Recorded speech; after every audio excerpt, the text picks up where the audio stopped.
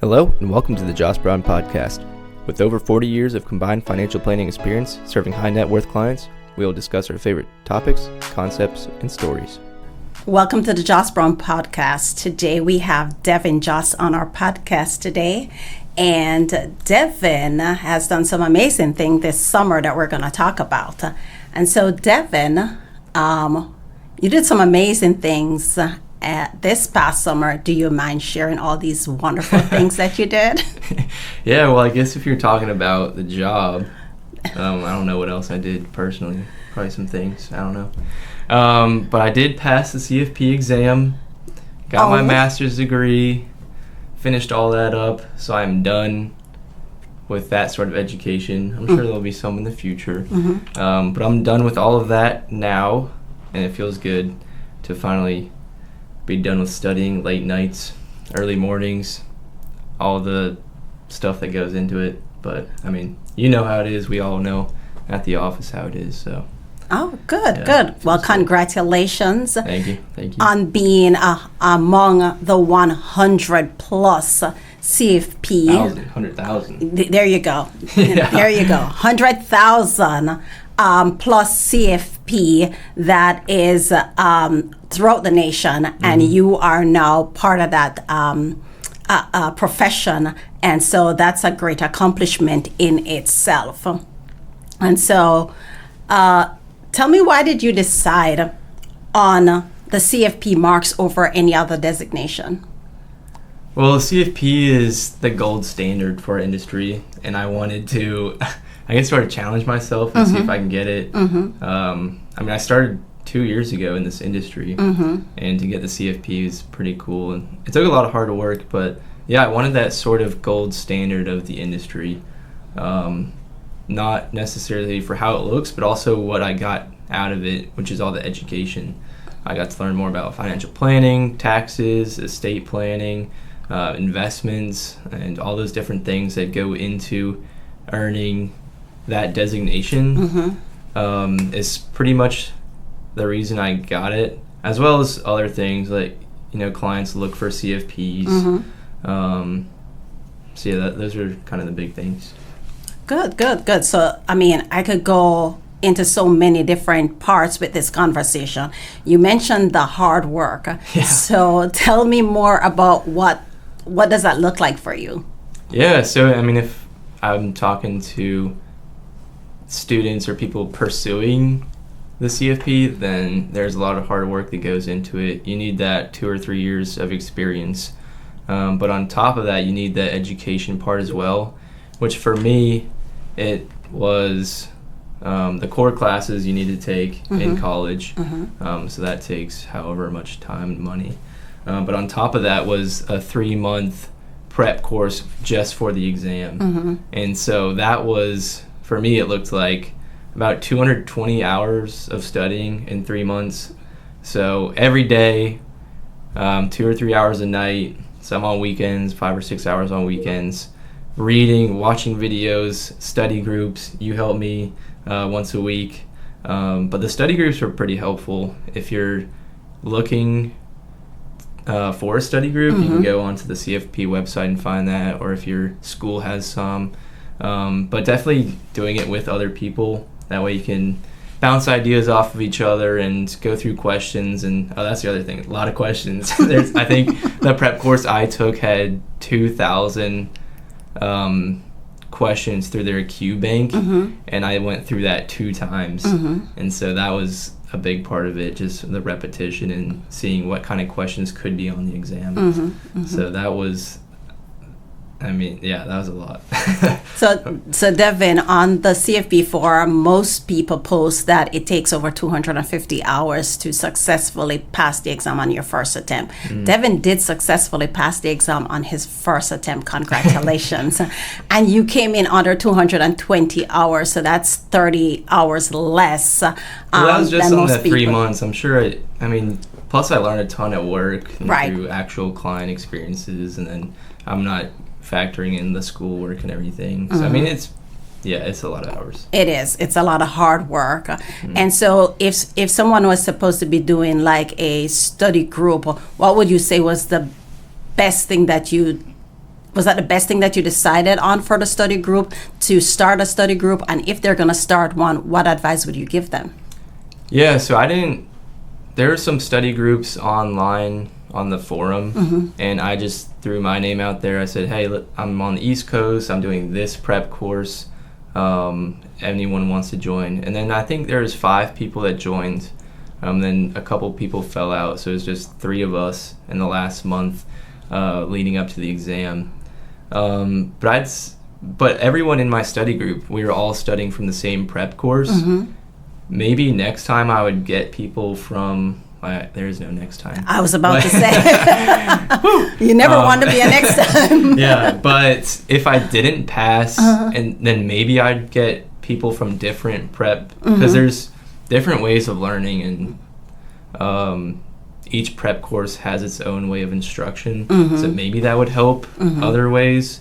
And then the people that are in it, they were great for me. We'd Zoom once or twice a week. Just being like in it together, that sort of camaraderie of, man, this is not fun, but at least I'm doing it with someone else. So I mean, that was a big part of it, and that encouragement you get from other people. Yeah, and at least you have people who you can just throw questions at each week in your study group, and they could give you the answer, or if they can't give you the answer, you guys will determine what's the best answer possible moving forward. So that's good. On the CFP website, it mentions that earning your CFP marks is one of the best decisions that you could ever make. Do you think that statement is true today, sitting on this side? The best thing you could do. I mean, the best decision you could ever make. I mean, I don't know. There's probably greater decisions you can make, but in this industry, yeah, I'd say yes. Yeah, I mean, if you're trying to be a financial planner or in investments, then yeah, going for the CFP is good, because you learn like the whole holistic approach of financial planning, all that goes into it. And then once you do pass the exam and you have that time experience, then you do become a certified financial planning professional. Yeah, I mean, it's a great decision. People like to see that. Clients especially like to see that. And then there's people in financial planning practices that aren't CFPs, and that's great too if they have the experience. But it definitely looks good to have one. And I mean, it doesn't mean that that you're perfect and you know everything, but it sort of has that guideline of, we are fiduciaries, we'll do what's in the best interest of the client. So there's that. Yeah, not to get nerdy here, but statistics has shown that 84% of consumers trust someone with a CFP marks, and at least 71% they have confidence in the information that they're getting from a CFP professional.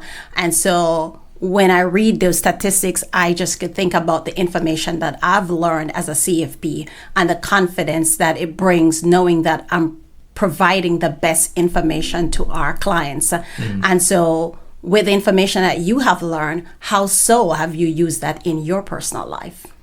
Yeah, I mean, I use the financial planning knowledge for my personal financial plan, I guess. But when it comes to my clients, I'm able to help out the lead advisor better. I'm able to know more about the client's situation, what they're going through, what needs to be done throughout their whole plan. But obviously there's still a lot of learning to do. I'm only 2 years in. There's only so much a designation or a couple letters behind your name can do. But I'm consistently trying to learn more from the lead advisor, and they have way more knowledge than me. So one day I'll be there, and I'm doing my best now, and I'm hoping that those clients will see that effort going in and continue to add value to their lives. That's good. So on a day-to-day basis in your job, with the knowledge that you have gained from obtaining the CFP marks, there's several pillars that we could go over. How have you used that in those different areas, in the retirement, taxation, risk, investment? How have you seen where you have learned this and now you could apply it in your day-to-day work? Yeah, the first thing that comes to mind is probably taxes before all this stuff. I mean, there's only so much the average person knows about taxes. And just being able to look at a tax return and knowing what it is and what's on it and where things should be, that's a big thing. And then also sitting in on those meetings with the CPA if a client has one and we bring them in. And that's great too. You get to learn more. Same with estate planning. I know more about wills and trusts and powers of attorney and all those different things than what I used to know. But yeah, just those day-to-day things. I know what we're talking about rather than just kind of listening and putting that into it. That's good. So there are some students getting ready to sit for the CFP exam in November, getting ready to pass their CFP exam. So coming from the other side of this and now passing and moving on to go enjoy the finer things in life, what advice would you give them? Oh man, I'd say stay consistent. Study every day. You don't want to skip a day, even if it's just like 30 minutes of doing some questions or flashcards. That was your big thing. Do flashcards, because I mean every question counts on the exam. And if there's one where, oh man, I should have known that if I looked at that flashcard one more time, like that hit me a couple times, but gladly that didn't really matter. But yeah, stay consistent, finish watching the videos, discuss with people. Yeah, I'd say those are the biggest. Is there anything that comes to your mind? What comes to mind for me is the application. Yeah. Just ensure that you could see how the concepts that you're learning from the book, how you could apply to clients. Because when you can apply to clients and make that connection, then you have a better understanding of the concept and you find more value in that and you retain the information more. Yeah, there are a few concepts that I was struggling to get through, but I got to apply them to actual clients and that just helped a lot more. And so we've made the announcement, and now you are among we have 5 at Joss Brown. We have 5 CFP professional here at our firm. So you made number 5. I don't know if that's a lucky number, but you've made number 5. And so as we continue to celebrate you and make the announcement about your accomplishments, I know clients are going to ask you about the designation, and they're going to ask you, how are you applying this to them? When you work with them, what would you say to them? If a client asks me what I'm doing, I just say we're working hard to complete your plan. And, I think part of being an advisor is having your clients or being there for your clients and for them not to worry about things. Like we have plenty of clients at the end of the meeting say, yeah, you're in a good position, and that's all they needed to hear the whole meeting. Being in a good spot with financially or personally in your work life. If you're in a good spot and your advisor tells you that and they know for sure, then I think that's really all that matters for them. I don't know how many clients actually care about the nitty-gritty of what we're doing behind the scenes. Maybe some of them do. They don't always do, but some of them, because I remember when I passed my CFP exam in 2021 and we made the announcement, some clients, a few, not a lot, ask, what does it mean? And some was just like, congratulations. And so for me, what the CFP mark means is that I hold the mark of excellence. I've gone through this rigorous education, the training, and of course, I'm going to work in their best interest. And so they can understand that because I now have a fundamental knowledge of the different pillars between the retirement, taxes, insurance, investments, and estate planning, then they know that they come to our firm and they know that they'll get information that is sound information and they're confident in the information because they're saying, oh, they're CFP, they've gone through this rigorous training, an exam that is a 6-hour exam, of course, in itself. So so they recognize that they're getting the best information from a group of people who are CFP professionals. Yeah, I mean, if a client hires a CFP, then they deserve that standard of excellence. That gold standard, yes. So what's next for Deven Joss? What is next for me? I guess just continue to educate myself and learn new things, add value to clients, work on this podcast. It's a big thing. So keep listening to our episodes. But yeah, I guess just keep going for education-wise. Probably the Kingdom Advisor certification in the next couple of years. Probably take some time off now. But yeah, just keep continuing to learn and help out our clients. That's the main goal.